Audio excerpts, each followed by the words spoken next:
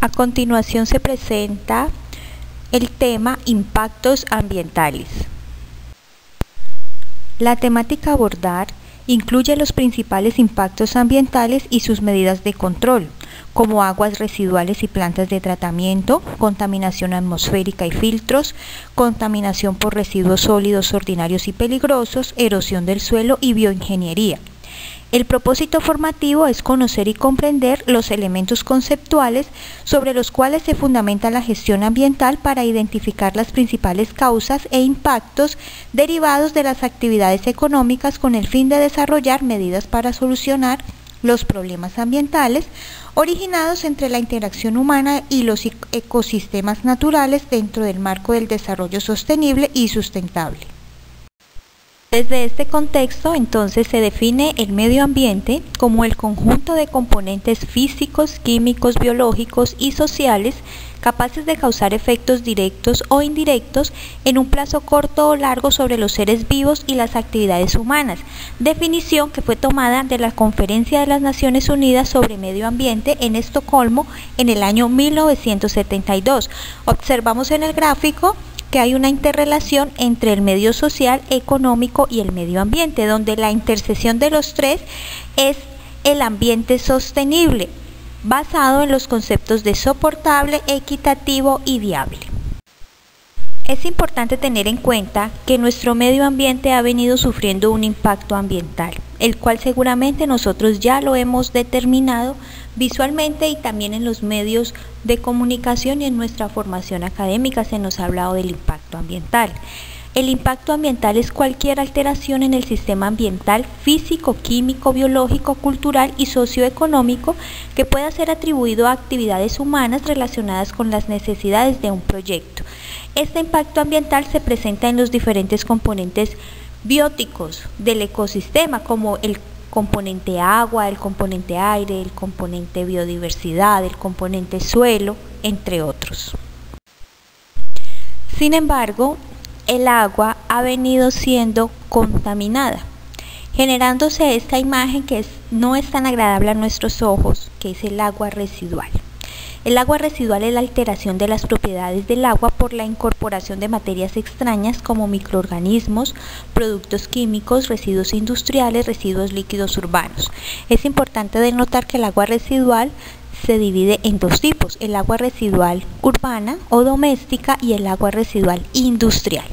El agua residual urbana se caracteriza porque proviene principalmente de las actividades domésticas del hogar, como el lavado, como las baterías sanitarias, y se caracteriza por tener una alta carga de materia orgánica, mientras que el agua industrial es un agua que viene de procesos, como su nombre lo indica, industriales, donde ha habido una transformación de materias primas por medio de un proceso industrial y se han adicionado elementos químicos, bien sea ácidos o bases, que luego van a mezclarse con el agua a producir un excedente, un residuo, un subproducto que va a tener esos mismos elementos y va a estar contaminado, diferente al agua residual doméstica. Ambas igual necesitan un tratamiento.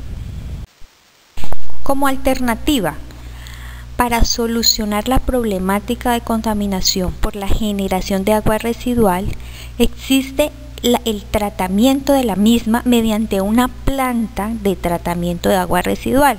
En esta imagen que vemos aquí es una imagen aérea de una planta aquí cerca en la ciudad de Cali, donde se presentan una serie de tanques de sedimentación. Tenemos allí 8 tanques. Esos 8 tanques, en la foto que ustedes ven allí, pueden dimensionar respecto de las edificaciones que hay alrededor, respecto del tamaño de los carros que están al lado izquierdo de esa imagen, pueden dimensionar el gran tamaño de esos tanques. Esos tanques recepcionan el agua y por decantación lo que se hace es retirar la materia orgánica. Ya vamos a ver en la siguiente diapositiva en detalle.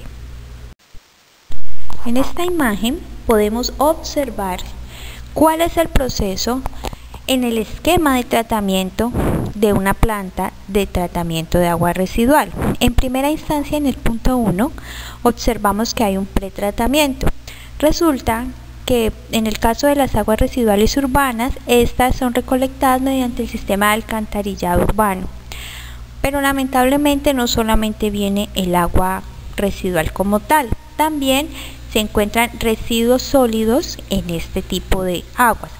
Es muy común encontrar, por ejemplo, muebles, mesas, colchones, residuos muy grandes dentro del sistema de alcantarillado. Entonces, cuando se recepciona, no se recepciona el agua solamente para su tratamiento. Es necesario hacer un pretratamiento donde se retira este exceso de residuos grandes que no van a permitir procesar el agua o purificarla como tal. También estas aguas vienen con arenas.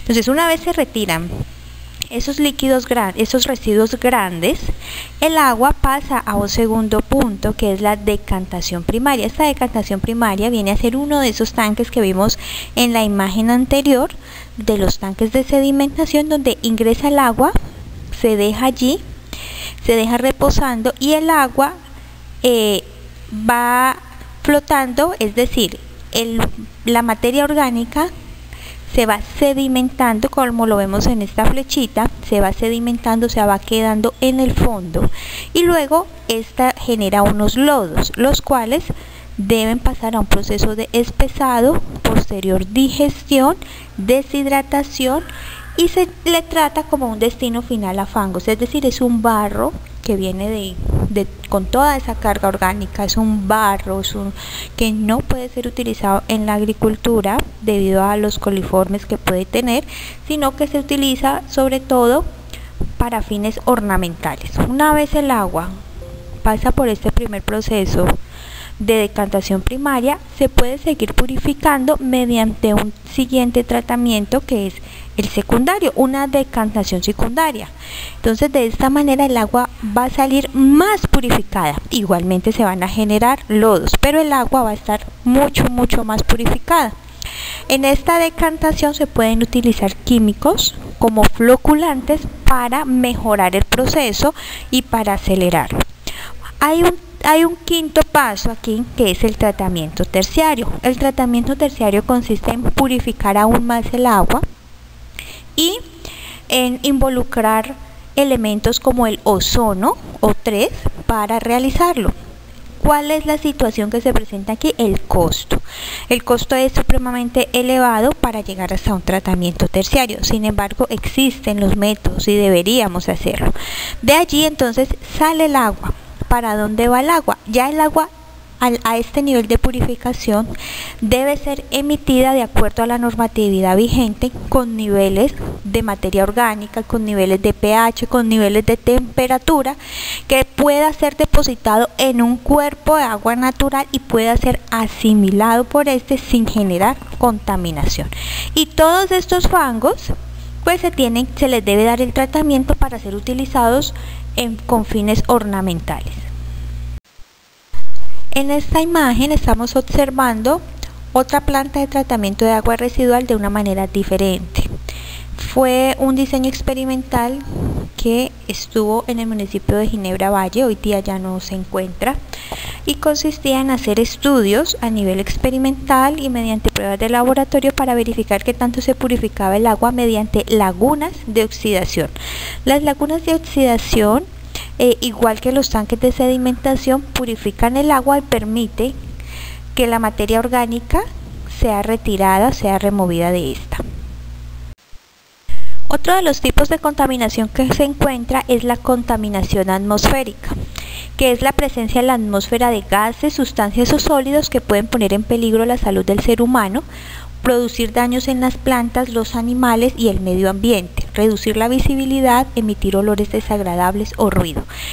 Entonces la contaminación atmosférica de pronto no es tan palpable o no la percibimos a nuestros sentidos tan fácilmente como de pronto la contaminación del agua, porque los gases solamente los podemos respirar, pero no los podemos ver ni sentir. De pronto también podemos percibir algún olor, pero los gases son más difíciles de percibir a nuestros sentidos. Sin embargo, podemos encontrar elementos como monóxido de carbono, que es el CO, dióxido de carbono, el que está presente, pero que con los efectos de la contaminación se eleva.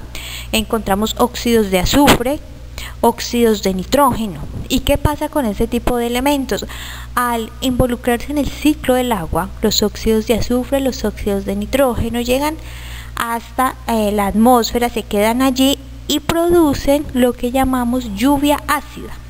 Que la lluvia ácida, ¿qué hace? La lluvia ácida daña las edificaciones, corroe las edificaciones, daña el suelo. Es un flagelo que se ha venido controlando, pero que se origina por la contaminación atmosférica. Dentro de esta también tenemos el ruido, ¿no? Y es importante denotar que la contaminación atmosférica la producen tanto las chimeneas como subproductos de los procesos industriales, o también las fuentes móviles o vehículos cuando realizan procesos de combustión interna incompleta, es decir, cuando el motor no funciona bien de un vehículo y en lugar de producir en el proceso de combustión CO2, o sea, dióxido de carbono, produce monóxido de carbono, que es altamente contaminante y puede quitarle la vida a una persona en poco tiempo si lo inhala, si lo respira. Entonces, ¿qué hacemos ante esta contaminación atmosférica? Los elementos o las tecnologías, algunas de las tecnologías que existen para mitigar este impacto es, por ejemplo, el uso del precipitador electrostático. El precipitador electrostático lo que hace es que carga de electricidad las partículas, atrayendo a las placas metálicas con cargas opuestas ubicadas en el precipitador. Las partículas se retiran de las placas mediante golpes secos y se recolectan en una tolva ubicada en la parte inferior de la unidad. Es importante denotar que en este tipo de control lo que se remueve son partículas. ¿Por qué? Porque las partículas, cuando son de muy pequeñas, menores a un diámetro de 10 micras, podemos respirarlas y nos pueden producir enfermedades graves. Entonces las partículas deben ser tratadas, ¿sí? Entonces ese precipitador solamente es para el control de partículas. Tecnologías que remueven la contaminación atmosférica son los filtros de mangas. Un filtro de mangas es un dispositivo para la separación de partículas sólidas en suspensión de una corriente gaseosa. No elimina la contaminación por compuestos volátiles. Es decir, aquí solamente se está removiendo partículas, por ende siempre hay que analizar el proceso industrial para evitar la generación de óxidos de azufre y óxidos de nitrógeno. Los filtros de manga se utilizan sobre todo en instalaciones industriales como una alternativa a los precipitadores electrostáticos. Los filtros de manga son filtros de autolimpieza continua que utilizan elementos filtrantes tipo mangas autosoportados, capaces de retener partículas submicrónicas transportadas por la corriente de aire o gas. La cualidad principal de estos equipos es la enorme simplicidad de diseño y trabajo y la gran versatilidad de su utilización. Por último, citamos ahora los ciclones como otra alternativa para el tratamiento de la contaminación atmosférica, principalmente para evitar que las partículas suspendidas totales sean emitidas al aire. El ciclón es esencialmente una cámara de sedimentación en que la aceleración gravitacional se sustituye con la aceleración centrífuga. Los ciclones constituyen uno de los medios menos costosos de recolección de polvo, tanto desde el punto de vista de operación como de la inversión. Los ciclones son adecuados para separar partículas con diámetro mayores a 5 micrómetros, aunque partículas mucho más pequeñas en ciertos casos pueden ser separadas. Otro de los impactos ambientales que encontramos es el manejo inadecuado de los residuos sólidos. Vemos allí en esa imagen un vertedero donde a simple vista podemos observar sobre todo plástico. Entonces, uno de los problemas que se ha generado en estos últimos años, en esta vida que tenemos, es el de la alta generación de plásticos. Es importante que cuando vayamos a consumir un producto, además de utilizarlo, pensemos en cuál ha sido el ciclo de vida de ese producto, qué ha pasado con ese producto, de dónde vienen las materias primas y qué tanto se impactó el ambiente para obtener esa materia prima. Y luego que desechamos ese producto, ¿qué va a pasar con esos envases? ¿A dónde van allí? ¿Dónde van a ir? ¿Estamos contribuyendo a que esa imagen que tenemos allí se siga acentuando o estamos contribuyendo a un ambiente diferente? Dentro de las alternativas que tenemos para el manejo de los residuos sólidos se encuentra el reuso. En la medida de lo posible, darle una segunda opción a esos elementos que nosotros ya no vamos a utilizar. Mitigar entonces la contaminación por residuos sólidos se incentiva el reciclaje, donde al transformarse el papel y el cartón se obtienen nuevas materias primas para su procesamiento. De esta manera se evita que se tengan que tomar materias primas del ambiente para producir los mismos elementos. Entonces, si estamos contribuyendo al reciclaje de papel, evitamos la tala de árboles. En cuenta que no todos los residuos sólidos son reciclables, existe la alternativa de realizar procesos de compostaje para los residuos orgánicos como cáscaras de alimentos, residuos de alimentos, hojas que se secan, residuos de la poda. En este compostaje los residuos vegetales y animales se degradan rápidamente y se pueden convertir en acondicionadores de suelos. La lombricultura es otra opción para degradar por medio de las lombrices los residuos orgánicos. Otro de los flagelos que se presenta respecto del impacto ambiental es el manejo de los residuos peligrosos. En esta imagen observamos una bodega, no está construida adecuadamente según la normatividad vigente para bodegas en residuos peligrosos, pero allí se tienen almacenados cantidad de residuos peligrosos, tanto líquidos como sólidos. Entre los mayores problemas de las sociedades industrializadas, sobre todo en grandes centros urbanos, se encuentran los residuos descartados sin control en el medio ambiente por fábricas o depósitos de residuos químicos y agrícolas. Es importante tener en cuenta que los residuos peligrosos no van al vertedero, no van al relleno sanitario, tienen un tratamiento diferente. Durante mucho tiempo se subestimó los efectos negativos en el ambiente de estos residuos. Es necesario controlar, manipular y disponer adecuadamente este tipo de residuos.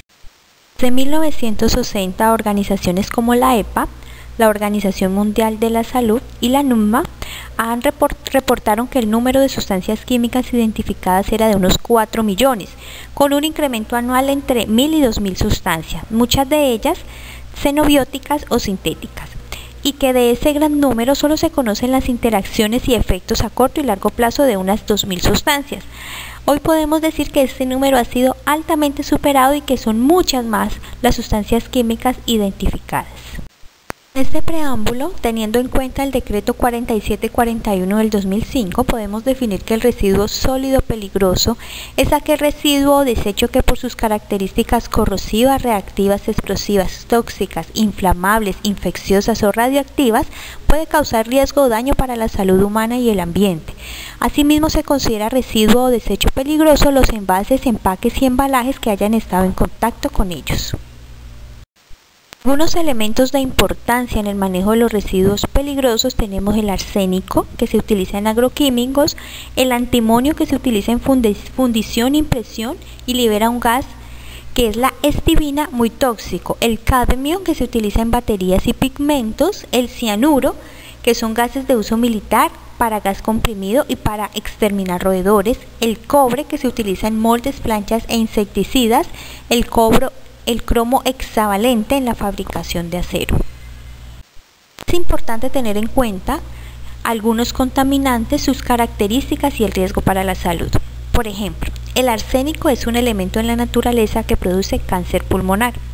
El antimonio también se encuentra en la naturaleza y es un irritante en la piel, los ojos, la nariz y la garganta.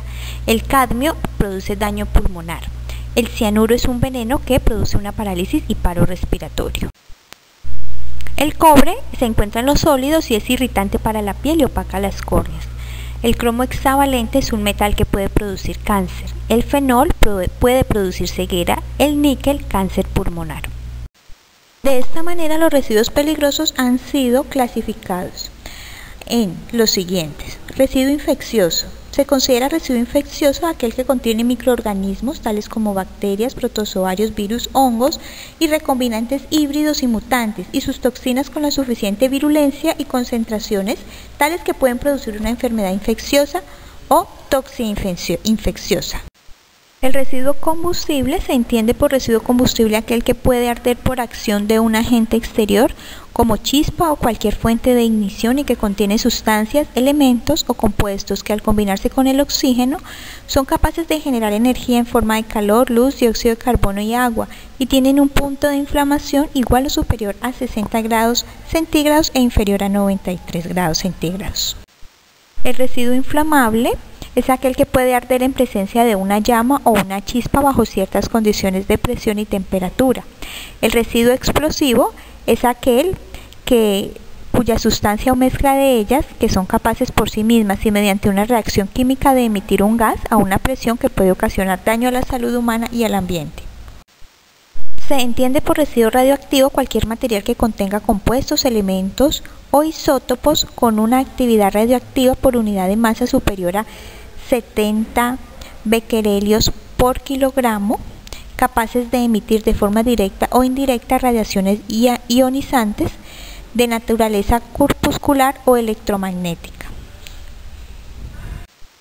Se considera que un residuo es volátil cuando tiene una presión de vapor absoluta mayor a 78 milímetros de mercurio, 25 grados centígrados, y tiene una constante de la ley de Henry igual o mayor a 10 o 5 atmósferas metro cúbico por mol. Y un residuo corrosivo es aquel que posee la capacidad de deteriorar o destruir tejidos vivos. Para el manejo de los residuos peligrosos se maneja el etiquetado correcto mediante norma NFPA 704, que es el rombo de peligrosidad, DOT, Departamento de Transporte de los Estados Unidos, y la norma IRAN 3797 o la ONU.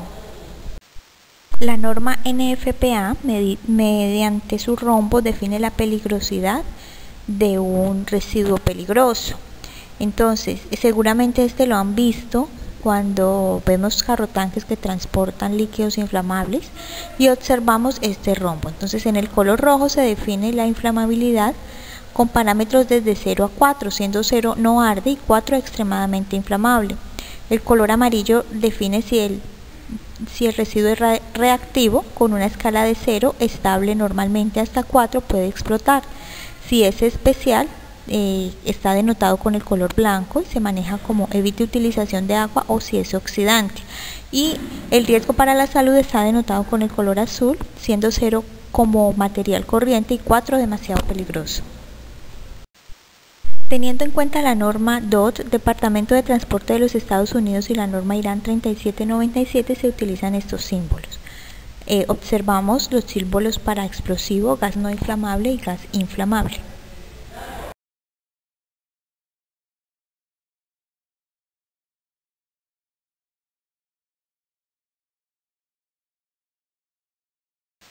También puede identificarse el residuo sólido con un código. Según la ONU, aquí tenemos algunos de ellos: el 1759, compuestos sólidos corrosivos; 1760, líquidos corrosivos; 1906, residuos de ácidos; 1992, líquidos inflamables tóxicos, etc. ¿Qué es más fácil para ustedes? ¿Cómo identificamos más fácilmente un residuo peligroso? ¿Con los códigos de la ONU, con los códigos con los símbolos DOT, o con el rombo de peligrosidad? Las tres alternativas son igualmente válidas. A mi parecer, la norma IRAN es más visual, más fácil de identificar, al igual que el rombo de peligrosidad. Teniendo en cuenta el etiquetado anteriormente descrito, la disposición final de los residuos peligrosos es como se presenta a continuación. Generalmente se disponen en un recipiente de color rojo. Aquí estamos hablando sobre todo de los residuos que son sólidos. Cuando hablamos de metales pesados y reactivos, su disposición final es la encapsulación. Cuando nos referimos a citotóxicos y fármacos, su disposición final es la incineración. Cuando hablamos de amputaciones, residuos de laboratorio, sangres y subproductos, su disposición final es la cremación. Cuando nos referimos a gasas, algodón, guantes de látex, materiales de curación y elementos infectados con residuos biológicos, su disposición final es la inactivación en el relleno sanitario. Y por último, si hablamos de agujas y material cortopunzante, igualmente Su disposición final es la inactivación en el relleno sanitario. Pero primero debe pasar por un proceso que hay que resaltar nuevamente, que es la inactivación. Es importante tener en cuenta que la empresa de aseo no es la que se encarga de estos elementos. La que se encarga de estos tipos de residuos son empresas especializadas que tienen personal formado para poder manejar este tipo de residuos. Uno de los flagelos que encontramos a nivel de impacto ambiental es la erosión. La erosión, según Ellison, citado por Hudson, define la erosión como el proceso de separación, transporte y depósito de los materiales del suelo por los agentes causantes, tales como la lluvia, el viento y el hombre. Entonces, el suelo es la pérdida de la cobertura o de esa primera capa del suelo que permite la agricultura. Si nosotros realizamos una excavación profunda, vamos a encontrar que el suelo va cambiando de color, lo que se llama el perfil del suelo. Solamente la primera capa es la capa cultivable, por eso es tan importante detener los procesos de erosión.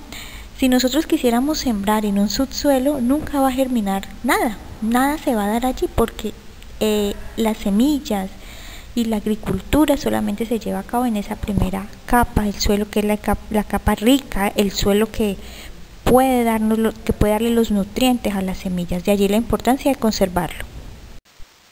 En la primera imagen observamos lo que es la erosión por consecuencia del agua, por la lluvia.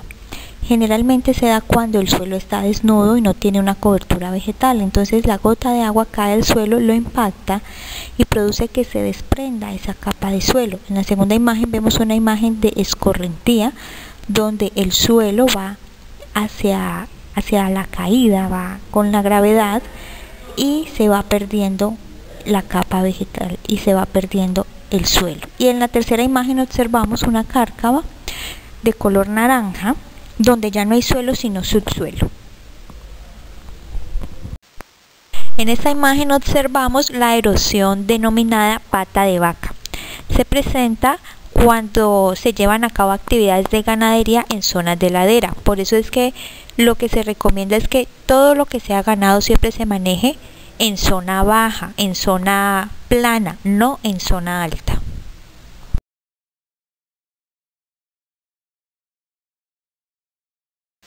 Como medida de control para la erosión tenemos los policultivos en el sentido contrario de la pendiente, como lo observamos en esta imagen. Hay dos tipos de cultivos y se ha sembrado en sentido contrario a la pendiente para evitar el proceso de erosión. Para controlar la erosión se pueden desarrollar procesos de drenaje con filtros vivos y trinchos vivos, disipadores de aguas de escorrentía. Es un proceso económico, sencillo y son procesos de bioingeniería. Observamos en la imagen superior izquierda una cárcava muy pronunciada porque ha habido procesos de deforestación y erosión por escorrentía. En la siguiente imagen observamos a unas personas que están llevando a cabo un proceso de bioingeniería por medio de trinchos vivos y guaduas, y observamos cómo en las siguientes imágenes se va dando forma a esta técnica. En la última imagen lo que vemos es que se ha dado la regeneración natural de la cobertura vegetal y se ha recuperado el suelo. Se utiliza guadua, alambres, arenas y suelo, y de esta forma estos materiales se dejan allí porque son biodegradables y se recupera el suelo. Conclusiones. El desarrollo de las actividades antrópicas ha generado impactos ambientales en los diferentes componentes bióticos. El hombre, en su afán de conservar el medio ambiente y cumplir con el desarrollo sostenible, ha generado tecnologías tendientes a mitigar los impactos ambientales. Las tecnologías son posibles de desarrollar, solo se requiere disponer los recursos económicos y el capital humano para instaurar las medidas de control señaladas.